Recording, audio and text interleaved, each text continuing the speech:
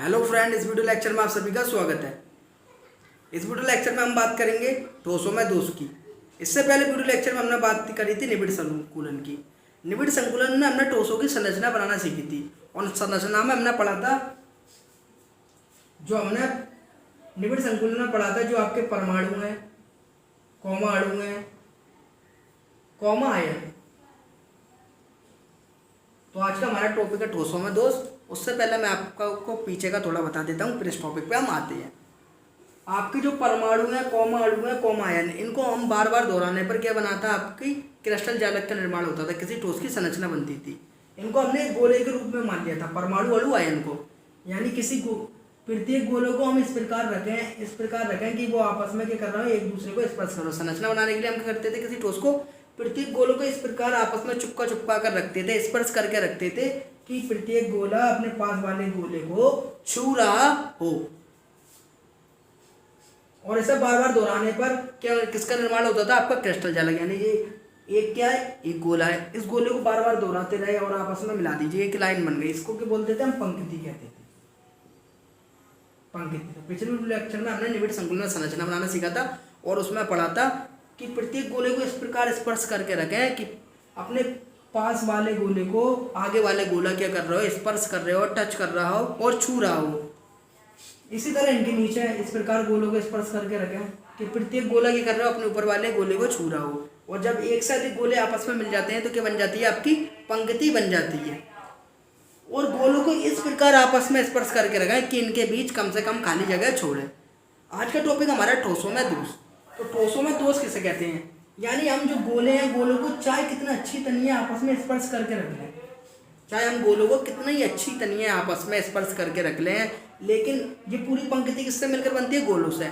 तो पूरी पंक्ति में कोई ना कोई गोला थोड़ा आगे पीछे हो जाता है, उसका जो स्थान है थोड़ा अनिश्चित हो जाता है। यानी पहले मैंने जो गोला रखा, अब इसके बगल में जो दूसरा गोला रखा वो थोड़ा इससे छोटा भी हो सकता है, थोड़ा बड़ा भी हो सकता है, या थोड़ा इससे आगे ऊपर भी हो सकता है, थोड़ा नीचे भी हो सकता है। यानी पूरी पंक्ति में यहाँ पर देखें आप 6 गोले हैं, तो 6 गोले एकदम क्रम से एकदम लाइन में व्यवस्थित नहीं होंगे। अगर 5 गोले एकदम निश्चित क्रम से रख गए तो छठा गोला थोड़ा आगे पीछे हो जाएगा। तो दोष किसे कहते हैं, ठोसों के जो क्रिस्टल जालक की संरचना होती है उनमें परमाणु आयन को क्या करा जाता है, एक क्रम से व्यवस्थित करके रखा जाता है, चुना जाता है। ये थोड़े आगे पीछे हो जाए, इनका स्थान अनिश्चित हो जाए, इसे हम क्या बोलते हैं, दोष बोलते हैं। तो आज का टॉपिक हमारा ठोसों में दोष। दोषों को हम अपूर्णताएं भी कहते हैं, या त्रुटि या कमी, ये कहलाता है आपका दोष कहलाता है। दोष, त्रुटि, अपूर्णताएं सबका एक ही चीज है। तो ठोसों में दोष, यदि क्रिस्टल का निर्माण करने वाले कण, तो आपको पता है जो क्रिस्टल होता है वो किससे मिलकर बना होता है, परमाणु अणु आयन। तो परमाणु व अणु एक क्रम में व्यवस्थित होते हैं। तो परमाणु अणु को हमने गोले के रूप में माना है और ये क्या है, एक क्रम में व्यवस्थित है। बार बार हम एक के बाद को दूसरे को रख रहे हैं, चिपका कर एकदम स्पर्श करके, तो एक क्रम में व्यवस्थित होते हैं। तो ये संरचना आदर्श संरचना कहलाती है।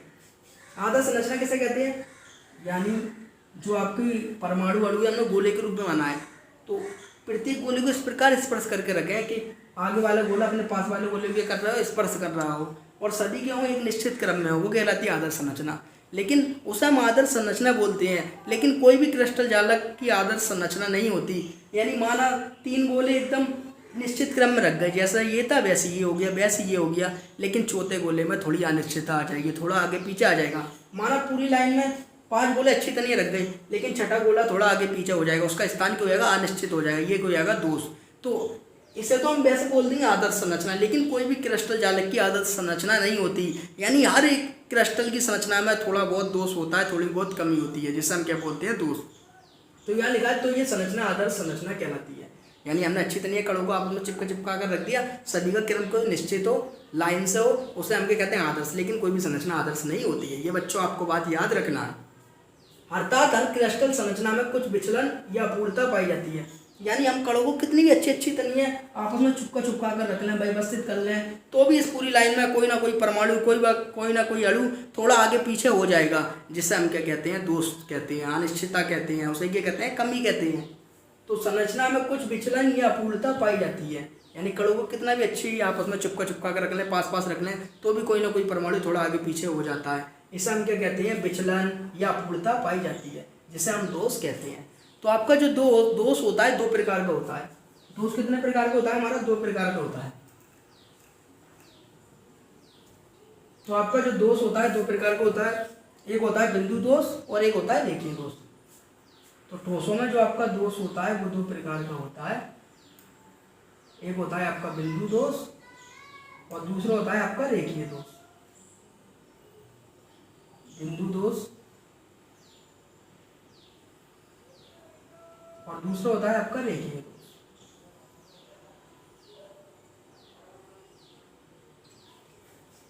पहले हम इसे समझ लेते हैं बिंदु दोष को और रेखीय दोष को, फिर इनकी डेफिनेशन पढ़ते हैं।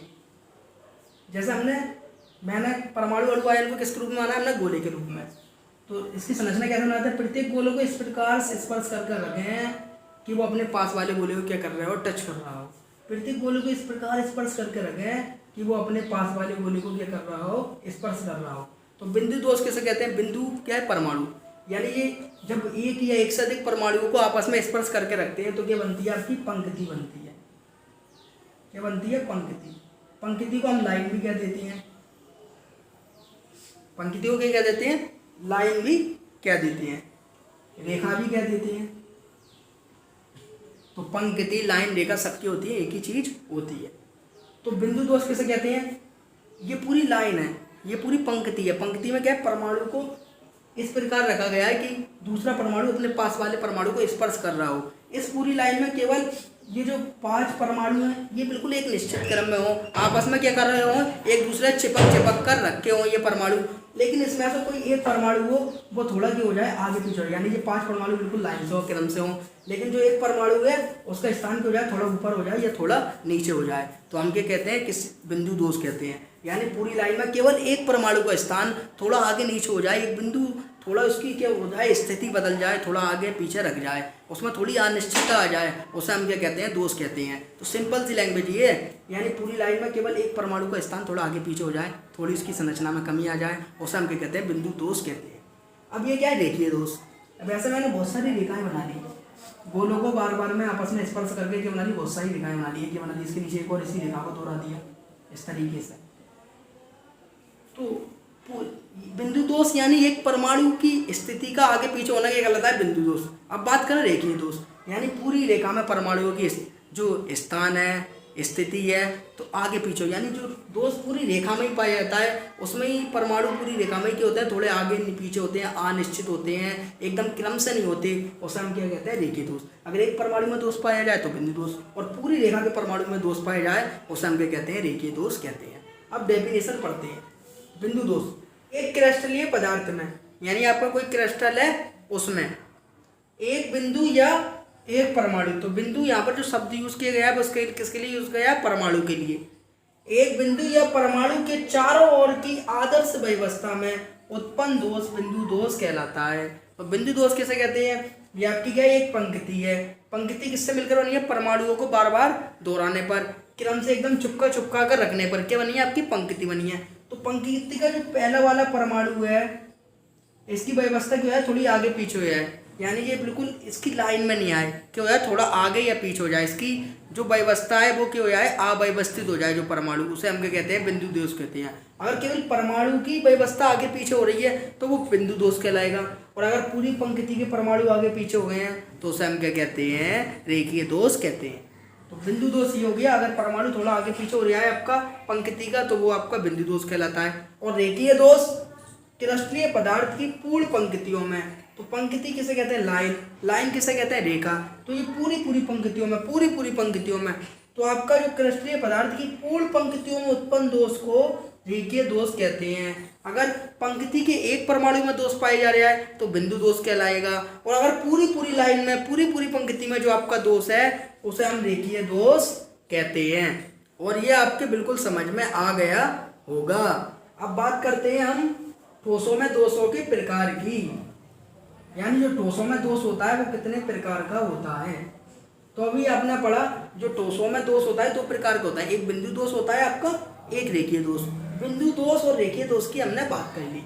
जो आपका बिंदु दोष होता है बच्चों वो आपका 2 प्रकार का होता है। कितने प्रकार का होता है? 2। पहला होता है आपका रस समीकरण मितीय दोष। रस रस समीकरण, रस समीकरण मितीय दोष। तो पहला जो दोष होता है उसे हम कहते हैं रस समीकरण मितीय दोष, और जो दूसरा दोष होता है उसको बोलते हैं हम रस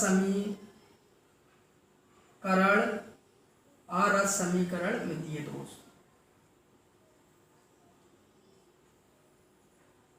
तो दोषों में दोष दो प्रकार का होता है आपका, इसका प्रकार पढ़ ले रहे हैं, फिर उसके बाद सबका अध्ययन करेंगे। तो बिंदु दोष दो प्रकार का होता है, रस समीकरण मितीय दोष और अरस समीकरण मितीय दोष। इसको कहते हैं हम इंग्लिश में स्टाइक्रोमेट्रिक दोष। जो रस समीकरण मितीय दोष होता है ये आपका 4 प्रकार का होता है। कितने प्रकार का होता है? 4। पहला होता है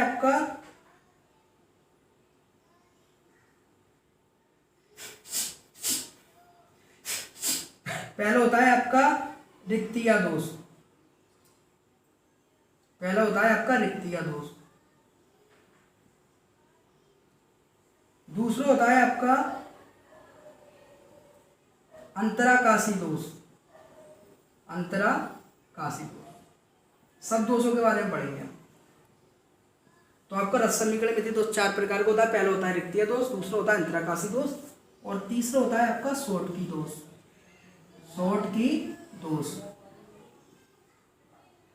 और चौथा होता है आपका फ्रैंकेल दोष। फ्रैंकेल दोष।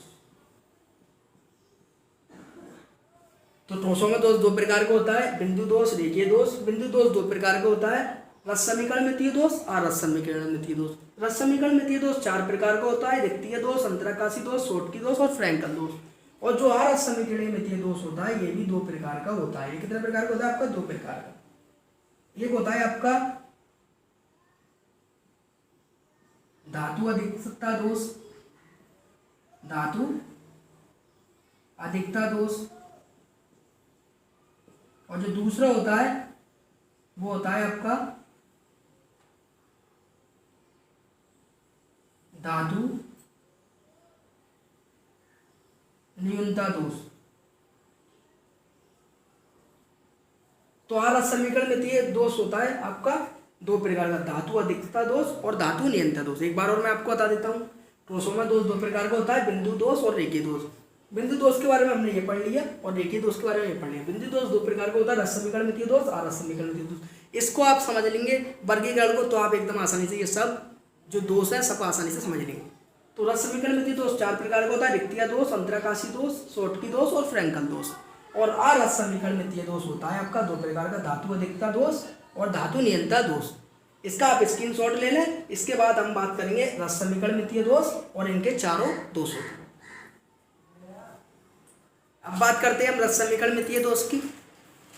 रस समीकरण मितीय दोष, तो आपका जो बिंदु दोष था वो 2 प्रकार का था, रस समीकरण मितीय दोष और रस समीकरण मितीय दोष। रस समीकरण मितीय दोष आपका 4 प्रकार का होता था। पहले हम रस समीकरण मितीय दोष की बात करेंगे, फिर उसके प्रकार की। तो रस समीकरण मितीय दोष, रस समीकरण मितीय यौगिक वह यौगिक है जिसमें धन व ऋण आयनों की संख्या उसी अनुपात में होती है जो उनके रासायनिक संगठन द्वारा प्रदर्शित होती है। तो धन या ऋण किसमें पाया जाता है? आपका आयनिक यौगिक में। आयनिक यौगिक में, आयनिक यौगिक।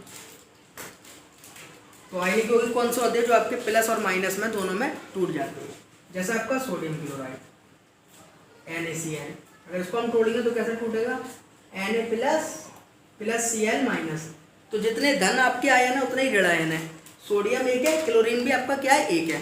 तो रस समीकरण मितीय यौगिक वो होते हैं, उसे हम किसी भी अनुपात में ले लें, उनका अनुपात क्यों हो? सदैव समान हो। जैसे 10 सोडियम क्लोराइड ले लिया हमने, तो पहले सोडियम क्लोराइड ले रहे हैं, 10 सोडियम क्लोराइड। अब इसको तोड़ें तो क्या हो जाएंगे आपके? 10 Na प्लस आएंगे और 10 Cl माइनस आएंगे। अब इनका हम अनुपात देखें, अनुपात तो अनुपात देखेंगे 10 Na का और 10 Cl है, तो कितना आ रहा है आपका? 1। इसी तरह आप 1 NaCl का ले लिए तो Na कितना है यहाँ पर? 1, और Cl भी कितना है? 1। तो इसका भी अनुपात क्या आ रहा है? 1:1। तो जो आपके रस समीकरण मितीय यौगिक होते हैं उनमें धन और ऋण आयनों की संख्या सदैव समान आती है, और वो जितने जितने उसके मॉलिक्यूल होते हैं परमाणु होते हैं उन दोनों का अनुपात सदैव के रहता है, समान रहता है। उसे हम क्या कहते हैं? रस समीकरण मितीय यौगिक कहते हैं। जैसे मैंने नो NaCl ले लिए तो 9 सोडियम आयन होंगे आपके और 9 क्लोरीन आयन होंगे, और इनका अनुपात देखेंगे तो भी क्या आएगा? 9/9 समान आएगा, 1/1 यानी 1:1। तो रस समीकरण मितीय यौगिक वो होते हैं जिनमें धन और ऋण आयनों का अनुपात सदैव समान रहता है, उसे हम क्या कहते हैं? रस समीकरण मितीय यौगिक कहते हैं। तो रस समीकरण मितीय यौगिक वही यौगिक है जिनमें धन व ऋण आयनों की संख्या उसी अनुपात में होती है जो उनके रासायनिक संगठन द्वारा प्रदर्शित होती है। यानी हम NaCl को जानते हैं, अब NaCl के चाहे 10 अणु ले लें, चाहे 9 ले लें, चाहे 5 ले लें, इन सबका अनुपात क्या रहेगा? सदैव समान रहेगा। ये क्या कहलाते हैं? आपके रस समीकरण मितीय यौगिक कहलाते हैं। रस समीकरण मितीय दोष में दोष से पूर्व व दोष के पश्चात, यानी दोष से पहले, जैसा आपका सोडियम क्लोराइड है, इसमें कोई दोष नहीं था, दोष से पहले इसका अनुपात क्या होगा? 1:1। अब मान लो इसमें कोई दोष भी आ जाए तो भी इसका जो अनुपात होगा 1:1 रहेगा। तो जो रस समीकरण मितीय यौगिक होते हैं उसमें दोष से पहले और दोष के बाद भी धन और ऋण आयनों की संख्या क्या रहती है? सदैव समान रहती है। तो रस समीकरण मितीय दोष में दोष से पूर्व व दोष के पश्चात धनायन व ऋणायन का अनुपात एक समान रहता है। तो आपका जो रस समीकरण मितीय दोष है इसमें क्रिस्टल में चाहे दोष हो चाहे दोष ना हो, इसमें धनायन और ऋणायन का अनुपात क्या रहता है? आपका समान रहता है। इसका आप स्क्रीनशॉट ले लें। फिर इसके बाद रिक्तीय दोष और अंतराकाशी दोष की बात करते हैं।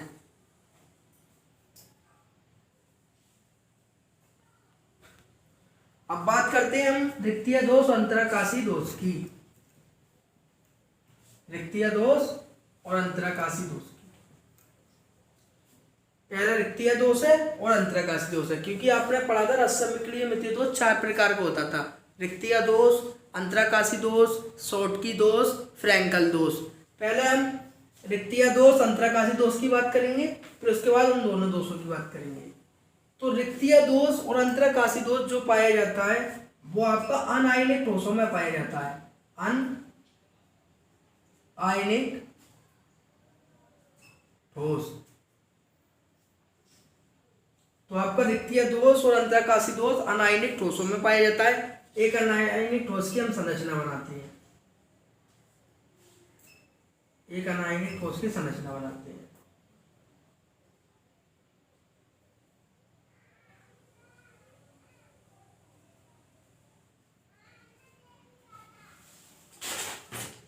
ये आपका एक अनायनिक ठोस है।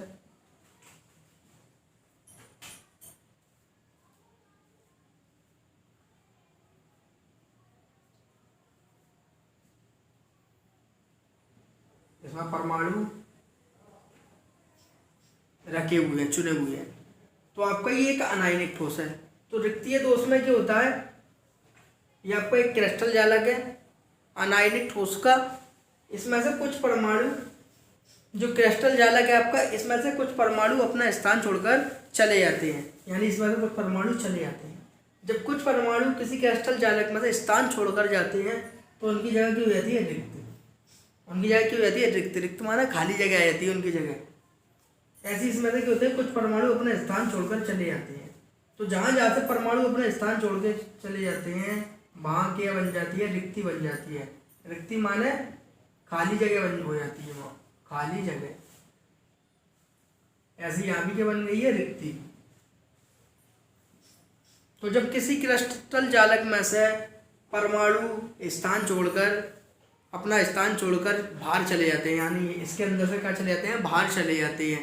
जब कोई परमाणु उसमें से अपना स्थान छोड़कर जाता है बाहर की ओर तो उसकी जगह की बन जाती है? रिक्ति बन जाती है, जिसे हम रिक्तीय दोष कहते हैं। तो अब पढ़ते हैं। जब किसी क्रिस्टल जालक में जालक बिंदु किसे कहा गया है? परमाणुओं को रिक्त हो, अर्थात अवयवी कण होते हैं आपके परमाणु अणु, कण अपने स्थान से बाहर निकल जाएं। तो जब क्रिस्टलीय जालक में से जो अवयवी कर रहे हैं परमाणु अपने स्थान से क्या चले जाएं? बाहर निकल जाएं, अपने स्थान से बाहर निकल जाएं, तो उत्पन्न दोष रिक्तीय दोष कहलाता है। तो जब क्रिस्टल जालक में से अवयवी कण अपना स्थान छोड़कर बाहर चले जाते हैं तो उनकी जगह क्या आ जाती है? रिक्ति आ जाती है, खाली जगह आ जाती है। इस खाली जगह आने के कारण ही क्रिस्टल जालक में एक दोष उत्पन्न हो जाता है जिसे हम रिक्तीय दोष कहते हैं। अब बात करते हैं अंतराकाशी दोष। अंतराकाशी दोष भी बहुत सिंपल है।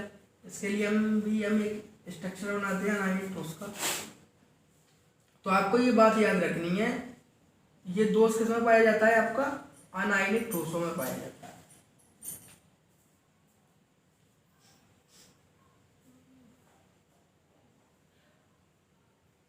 और इनमें विद्युत उदासीनता खुद बनी रहती है।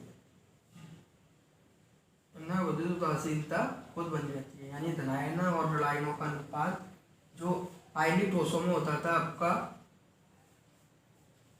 इसमें हमें बनाना नहीं पड़ता, इसमें अंदर खुद ही बने रहते हैं। तो ये आपके एक अनायनिक ठोस का हमने क्या बना लिया? चित्र बना लिया है। अब अंतराकाशी दोष किसे कहते हैं? बहुत सिंपल सा है।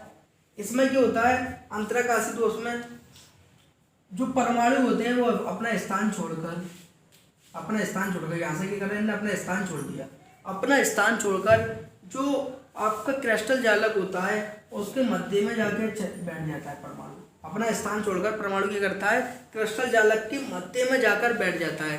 जो मध्य का स्थान होता है बीच का, उसे हम कहते हैं अंतराकाश, अंदर का स्थान, उसे हम क्या कहते हैं? अंतराकाश।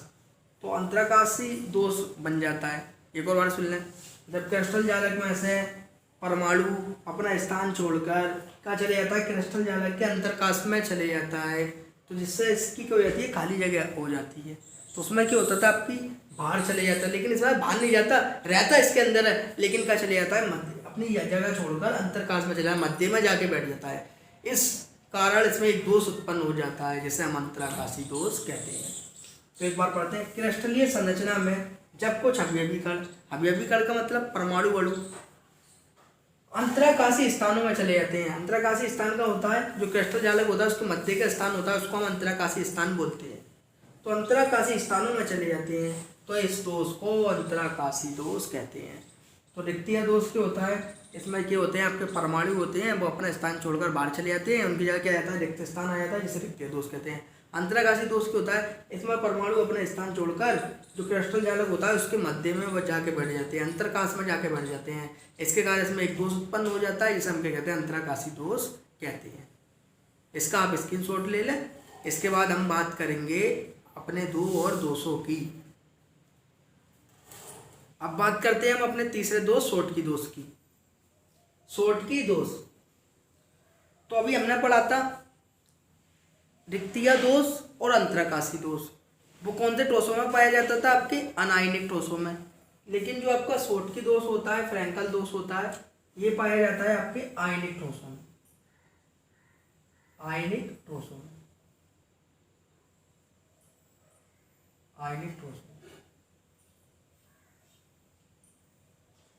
तो पहले हम बात करते हैं सोटकी दोष की। तो पहले हम एक आयनिक ठोस की संरचना बना लेते हैं।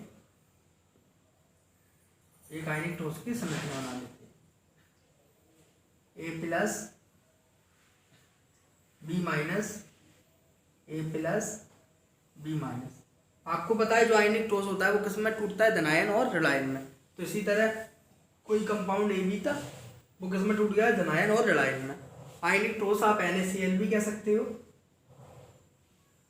ए की जगह Na लिख सकते हो और Cl की जगह Bb लिख सकते हो। इसी तरह B minus A plus, B minus A plus. संरचना आप भी आसानी से बना सकते हो। हमने करा क्या है? नीचे इसका उल्टा करा है, ऊपर ए प्लस था, नीचे क्या गया है? B plus. इसी तरह पहली वाली दोहरा दो, A plus B minus, A plus B minus. इसी तरह नीचे भी इसको उल्टा कर दो, B minus A plus B minus A plus. ये हमारे आयनिक ठोस की संरचना बन गई। अगर आपने रिक्तीय दोष था अगर वो अच्छी तरह समझाए तो आपको सोटकी दोष भी समझ में आ जाएगा। बस इन दोनों में अंतर क्या है? सोटकी दोष में और रिक्त है एक से ही, मगर वो पाया जाता है आपके अनायनिक ठोसों में और ये पाया जाता है आयनिक ठोसों में। तो उसकी डेफिनेशन पढ़ते हैं। इस प्रकार का दोष ऋणायन के स्थान पर रिक्त स्थान उत्पन्न हो जाने के कारण होता है। तो ये जो दोष होता है आपका, जो आपका आयनिक ठोस होता है इसमें से कोई ऋणायन अपना स्थान छोड़ के चले जाता है, उसकी जगह क्या आती है, खाली जगह। खाली जगह मानना है रिक्ति। तो मान लिया ये ऋणायन अपना स्थान छोड़ के चले गया, तो इसकी जगह क्या आ गया, आपकी खाली जगह आ गई, जिससे हम क्या बोलते थे, रिक्ति। रिक्त हो जाती है उसकी जगह। तो यहाँ पर क्या लिखा है, इस प्रकार का दोष ऋणायन के स्थान पर रिक्त स्थान उत्पन्न हो जाने के कारण होता है। तो ऋणायन क्या होता है, अपना स्थान छोड़कर बाहर चले जाता है और उसका स्थान क्या हो जाता है, रिक्त हो जाता है। लेकिन विद्युत उदासीनता बनाए रखने के लिए उतने ही धनायन क्रिस्टल जालक में से अपना स्थान छोड़ देते हैं। अगर आपका एक ऋणायन गया है तो एक धनायन चले जाएगा, क्योंकि जब भी तो आवेश संतुलित होगा। उदासीनता क्या होती है, विद्युत उदासीनता। पहला अंतर क्या हो गया आपका, रिक्तिया दोष और सोटकी दोष में। उसमें क्या था आपके, वो अनायनिक ठोसों में पाया जाता था, ये आयनिक ठोसों में पाया जाता है। इसमें विद्युत उदासीनता बनाए रखना जरूरी होती है, उसमें खुद बन जाती है। तो विद्युत उदासीनता क्या होती है आपकी, किसी कंपाउंड के पास जितना प्लस चार्ज है उतना ही माइनस चार्ज होना चाहिए। प्लस माइनस क्या होना चाहिए, बराबर, और क्या होना चाहिए, कैंसिल होना चाहिए। तो वो परमाणु क्या कहलाता है, उदासीन कहलाता है। और अगर किसी के पास प्लस और माइनस बराबर नहीं है तो वो उदासीन नहीं कहलाएगा। तो यहाँ पर देखें आपके प्लस कितने हो रहे हैं, 1 2 3 4 5 6 7 8। लेकिन हम बात करें माइनस वालों की, 1 2 3 4 5 6 7, तो आपके 8 हो रहे हैं प्लस वाले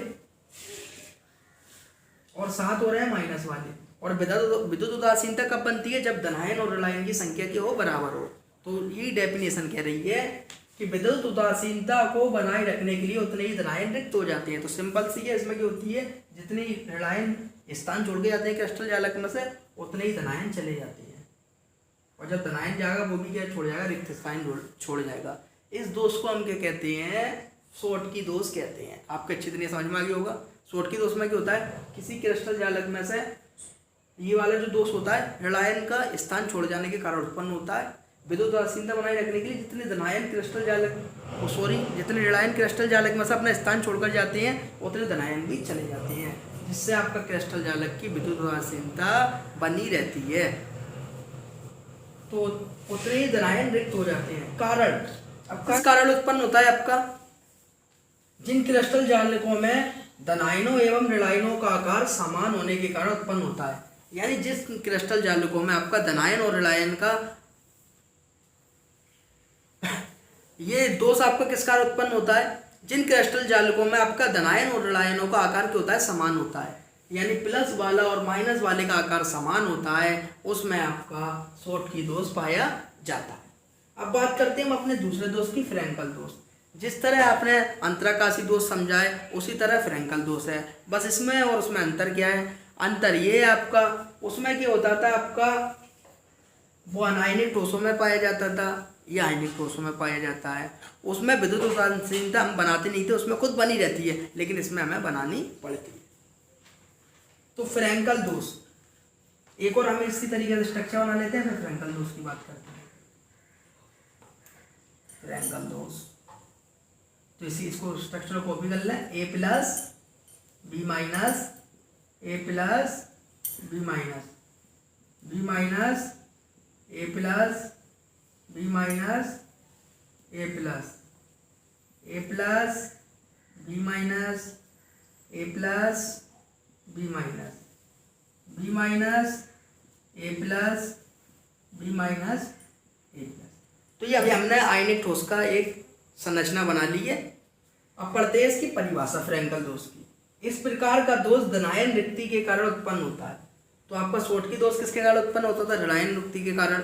लेकिन जो फ्रैंकल दोष होता है वो धनायन रिक्ति के कारण उत्पन्न होता है। यानी जो क्रिस्टल जालक होता है उसमें से धनायन रिक्त हो जाता है। लेकिन होता इसमें क्या है, सोटकी दोष में से जो ऋणायन था वो अपना स्थान छोड़कर बाहर निकल जाता था। लेकिन जो आपका फ्रैंकल दोष होता है वो अंतराकाशी दोष के जैसे होता है, लेकिन वो अनायनिक ठोसों में होता है और जो आयनिक ठोसों में होता है। अंतराकाशी दोष क्या होता था कि जो परमाणु होता था वो बाहर नहीं जाता था, अंतरकाश में चले जाता, बीच में आके बैठ जाता था। तो जब वो इसमें ऐसा कहीं गया नहीं है, घर के ही अंदर है, घर में ऐसा बाहर नहीं गया, तो उसकी कमी मानी नहीं जाएगी। इसी तरह जो धनायन होता है वो क्रिस्टल जालक में ऐसा कहीं नहीं जाता है, बस बीच में आकर बैठ जाता है। कहाँ बैठ जाता है आपका? बीच में आकर बैठ जाता है।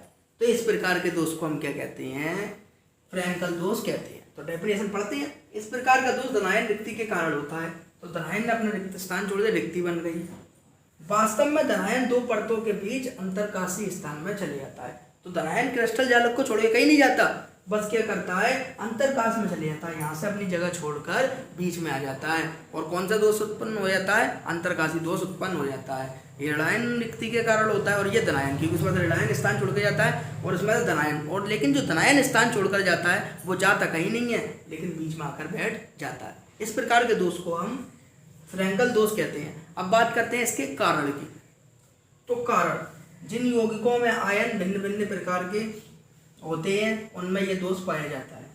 तो जिन यौगिकों में आयन के होते हैं, भिन्न भिन्न प्रकार के होते हैं, उनमें ये दोष पाया जाता है। अगर आपके आयन भिन्न भिन्न प्रकार के होंगे तो उनकी त्रिज्या भी होंगी आपकी अलग अलग होंगी। अगर एक परमाणु स्थान छोड़ के जा रहा है, दूसरा बाहर जाएगा, तो उनका बैलेंस नहीं बनेगा, क्योंकि उसकी त्रिज्या अलग थी और उसकी त्रिज्या अलग होगी। लेकिन इसमें जो होती है, इसमें जो परमाणु आयन होते हैं उनकी त्रिज्याएं समान होती हैं। तो एक जाएगा, दूसरा भी धनायन वाला जाएगा और एक ऋणायन वाला चले जाएगा, तो परमाणु स्टेबल हो जाता है, यानी विद्युत उदासीन हो जाता है। लेकिन इसमें क्या होता है, आपका जो परमाणु होता है वो बाहर नहीं जाता, आकर का चले जाता है, अंतरकाश में चले जाता है। और इस दोष को हम फ्रैंकल दोष कहते हैं। और इसमें क्या होता है, धनायनों और ऋणायनों का आकार समान होने के कारण उत्पन्न होता है। और जो फ्रैंकल दोष होता है वो यौगिकों की आयन भिन्न भिन्न होते हैं, तो उनका आकार भी भिन्न भिन्न होने के कारण उत्पन्न होता है। एक बार दोनों में अंतर कर देते हैं, शोटकी दोष और फ्रैंकल दोष और रिक्तीय दोष अंतरकाशी दोष में। रिक्तीय दोष और अंतरकाशी दोष में क्या होता है, वो आपका अनायनिक ठोसों में पाया जाता है और ये आयनिक ठोसों में पाया जाता है। और दूसरा अंतर क्या है, उसमें हमें विद्युत उदासीनता बनाने की जरूरत नहीं होती, उसमें वो खुद बन जाती है, लेकिन इसमें हमें बनाना पड़ती है। इसका आप स्क्रीनशॉट ले लें।